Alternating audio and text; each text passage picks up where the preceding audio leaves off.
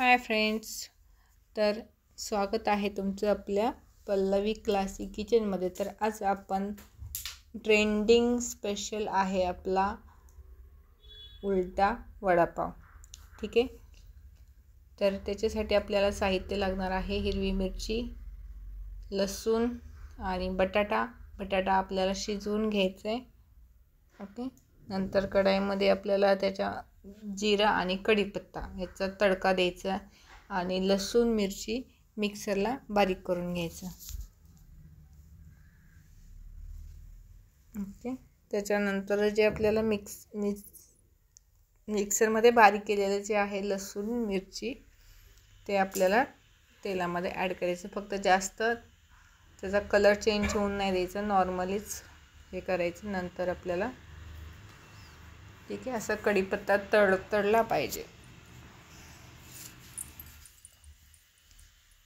आणि त्याच्यानंतर आपल्याला ॲड करायचा आहे बटाटा। ठीक आहे, तर त्याचा आपल्याला मिरचीचा जो कलर आहे तो चेंज नाही करायचा थोडं, आणि कलरसाठी आपल्याला म्हणजे पिवळा जो असतो बटाटा त्याच्यामध्ये आपल्याला ॲड करायचे हे हळद। तर आणि नंतर असं हे मिश्रण आहे ते मिक्स करून घ्यायचे सर्व। ठीक आहे, आणि टेस्टप्रमाणे आपल्याला ॲड करायचे त्याच्यामध्ये मीठ। ठीक आहे, जसं तुमची बटाट्याची क्वांटिटी असेल त्याप्रमाणे मीठ घ्यायचं। ओके, कारण सर्वांची क्वांटिटी वेगळी असते। आणि चालू गॅसवरतीच आपल्याला बटाटा थोडासा मॅश करून घ्यायचा आहे। ठीक आहे, थंड तुम्ही नंतर कढईमध्ये खाली घेतल्याच्या नंतर पण आपण करू शकतो, पण पूर्ण फ्लेवर त्याच्यामध्ये येण्यासाठी आपल्याला थोडंसं कढई गॅसवरती असतानाच मॅश करायचं। ओके, मॅश करून झाल्याच्या नंतर आपल्याला बटाटा थंड करून घ्यायचा आहे, म्हणजे बटाट्याची आपण जी बनवलेली आहे भाजी ती। जर तुम्ही आपल्या पेजवर नवीन असाल तर लाईक करा, शेअर करा, चॅनलला सबस्क्राईब करा। ठीक आहे, नवनवीन रेसिपीचे नोटिफिकेशन भेटण्यासाठी सबस्क्राईब करायचं असतं, आणि सबस्क्राईब करायला काही पैसे लागत नाहीत। ओके, हां, लास्टला आपल्याला ॲड करायची आहे कोथिंबीर, बारीक कट केलेली कोथिंबीर ॲड करायची आणि सर्व मिक्स करून घ्यायची।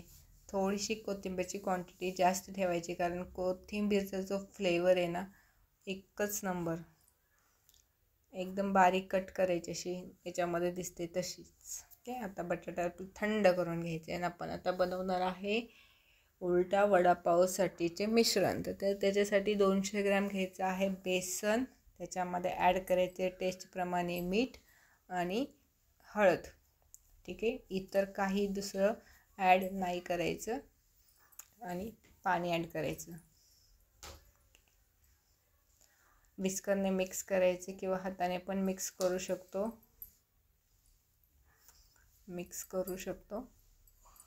ओके, थोडं पाणी आपल्याला ॲड करायचे, कारण थोडंच पाणी ॲड केलेलं बरं पडतं। कारण एकदम जर पाणी ॲड केलं ना आपलं जर बॅटर पातळ झालं तर काय करणार, मग जास्त परत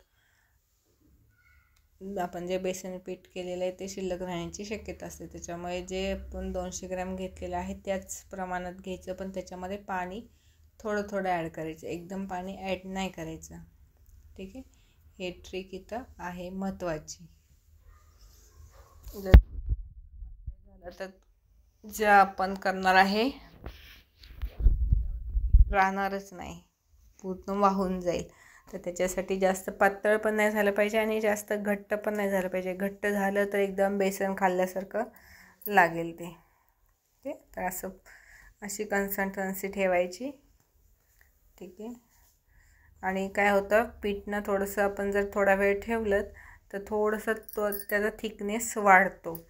तर तुम्ही ज्यावेळेस फ्राय करायला घेणार तर हे आहे आपला मेन इन्ग्रेडियंट आहे हा आपला पाव। तर काय करायचं, पाव असा मधून कट करून घ्यायचा, त्याच्यामध्ये आपल्याला ग्रीन चटणी आणि रेड चटणी दोन्ही ह्या बाजूला ग्रीन चटणी लावायची आणि त्या बाजूला रेड चटणी लावायची. ओके.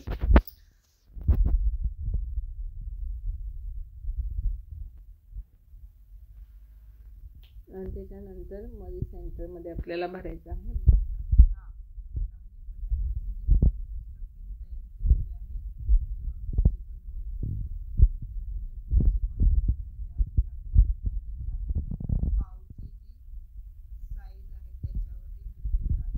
त्याच्यामध्ये बटाटा किती ॲड करावा लागेल. जर तुमचे पाव छोटे असेल तर क्वांटिटी कमी ठेवली तरी चालेल, पण मेन जो लास्टला आपल्याला रिझल्ट येणार आहे ना, त्याच्यासाठी आपल्याला जर तुमचा पाव मोठा असेल छोटा असेल तरी पण थोडी बटाट्याची क्वांटिटी जास्त ठेवायची. ओके. तर अशा प्रकारे सर्व आपण जेवढे बनवणार आहे तेवढे सर्व कट करून त्याच्यामध्ये बटाटा आपल्याला फिल करून घ्यायचं आहे. रेड चटणी एका बाजूला, ग्रीन चटणी एका बाजूला आणि सेंटरला बटाट्याची भाजी.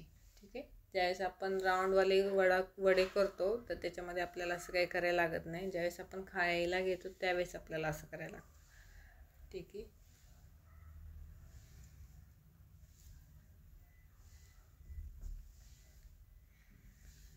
अशा प्रकारे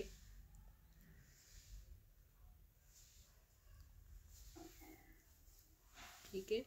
आणि आपल्याला काय करायचं, प्रेस करायचं त्याला व्यवस्थित प्रेस करून, कारण काय होतं बटाटा बाहेर येण्याची शक्यता असते. त्याच्यासाठी ज्यावेळेस आपण बेसन पिठामध्ये डिप करणार आहे त्याच्या वेळेस बटाटा त्याच्यामधून बाहेर नाही आला पाहिजे.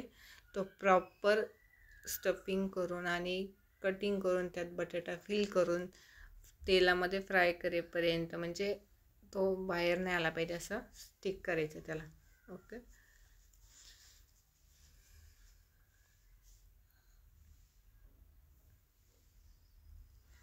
असेच नवनवीन व्हिडिओ पाहण्यासाठी आपल्या चॅनलला लाईक करा, शेअर करा, चॅनलला सबस्क्राईब करा. रेसिपी आवडली असेल तर नक्की ट्राय करा, कारण खूप छान रिझल्ट येतो आहे रेसिपीचा. ओके. सध्या मार्केटमध्ये आपल्याला कुठे भेटत नाही हा वडापाव. भेटतो कुठे हा? नाही भेटत ना, नाही भेटत. ठीक आहे. असं त्याला प्रेस करायचं. अशा प्रकारे आपण 3 बनवून घेतलेले आहेत आणि जो आपण बॅटर बनवलेला आहे त्या बॅटरमध्ये डिप करायचं. चारी बाजूनी कोटिंग त्याचं आलं पाहिजे बटाट्याचं, बेसन पिठाचं. ठीक आहे. तर कढई जर तुमच्याकडे मोठी असेल तर मोठी घेऊ शकता, नाहीतर मग एक सिंगल आपण फ्राय करू शकतो. ठीक आहे. थोडासा हात चिटकला होता त्याला साईडला करून घ्यायचे. आणि आपलं जे बेसन पिठाचं जे बॅटर आहे ते एकदम परफेक्ट झालेलं आहे. आणि आतला बटाटा पूर्ण गरम होईपर्यंत आपल्याला हा जो उलटा वडापाव आहे, म्हणून ह्याला नाव दिलेलं आहे उलटा वडापाव. काय तर पाव कट करायचा, त्याच्यामध्ये सर्व मिश्रण पॅक करायचं आणि नंतर त्याला बेसन पिठामध्ये डिप करायचं.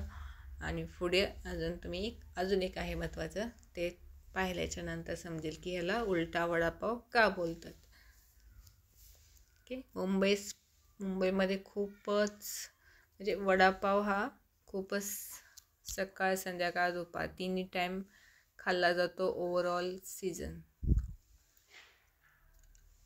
कोणताही सीझन असू द्या, उन्हाळा, पावसाळा, हिवाळा. पावसाळ्यामध्ये तर खूपच ट्रेंड असतो, पण 12 महिने मुंबईमध्ये स्पेशालिटी आहे वडापावची. ठीक आहे. तर अशा प्रकारे आपल्याला फ्राय करून घ्यायचे आहेत. आणि ह्याला फ्राय करताना लक्षात द्यायचं की जास्त आपल्याला आतमध्ये बटाटा गरम झाला पाहिजे आणि बाहेरून पण फ्राय झाला पाहिजे, कच्चा नाही राहिला पाहिजे. मीडियम गॅसवरती आपल्याला फ्राय करायचे. अशा प्रकारे आपले फ्राय करून झालेले आहेत. थोडासा तर कलर चेंज होईपर्यंत फ्राय करायचा, कारण आतमध्ये आपला बटाटा झाला पाहिजे, गरम असला पाहिजे. ओके. तर इथं प्लेटिंग करताना थोडासा प्रॉब्लेम येतो आहे, तर तुम्हाला हवे त्या डिझाईनमध्ये तुम्ही प्लेट करू शकता.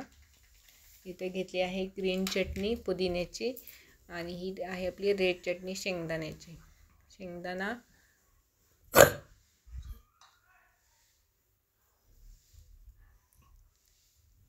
ठीक आहे.